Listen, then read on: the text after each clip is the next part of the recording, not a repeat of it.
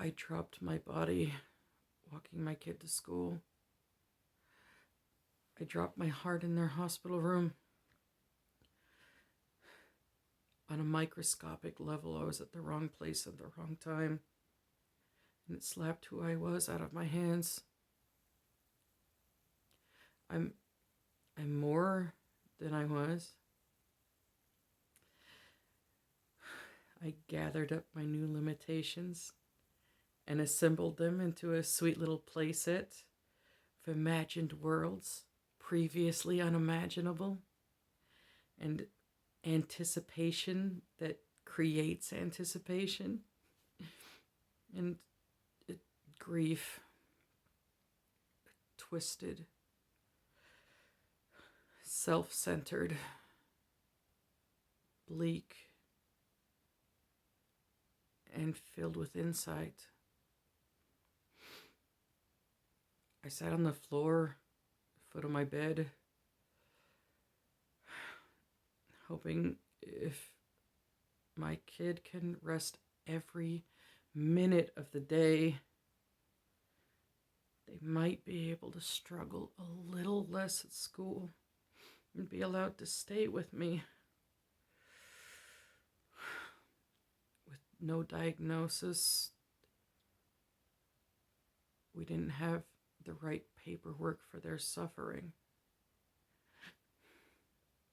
I carried on like that for months, so they can have just enough strength to dangerously drag themselves into school on borrowed crutches. If no one will help, at least they're going to die with me. Die holding the mama's hands. I'm so tired. Every moment in a different room has no peace. Store, phone, shower. Trying to carry out necessary things while avoiding a brutal, ceaseless barrage of every worst case scenario that become more realistic the weaker we are.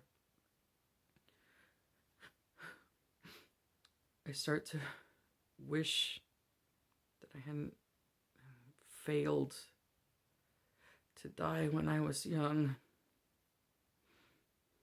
especially now, as I watch this innocent person barely struggling to cry through the pain. I was wrong. If I died before this, it would have just added to the amount of suffering in the world. It just isn't obvious in the moment. And sometimes it isn't obvious later. I wish I could tell the broken, frightened, isolated child I used to be that all I need to do is not die. And someday the coolest kid with amazing ideas and funny jokes and wacky outfits will not only like hanging out, but rely on me and love me and accept every frustrating part of my character. If I knew that, I would have fought harder for myself. But hope isn't loud. Hope hides from you. Hope challenges you. Hope is a needle in a haystack, but whether you search with determination or apathy, if you don't stop, it will jab you. Because more and more, it seems that happiness has a high price. True comfort you must bleed for. My kid's getting better every day.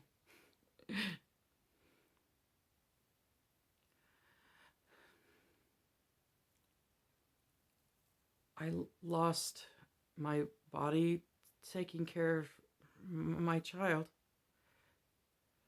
I lost my heart in a dark, quiet room, alone in every way.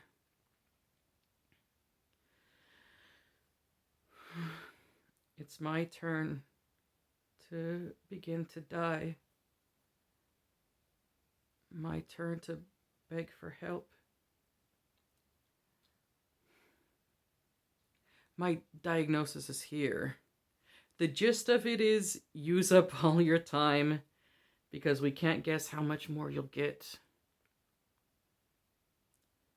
But at our house, that's old news. Take any happiness you can has been the plan all along. Our sick beds have been loud and filled with joyful chaos. And I'm raising the volume because I still can. Bye-bye. The button's not working. Okay, I'll push the button. Bye-bye again. New one.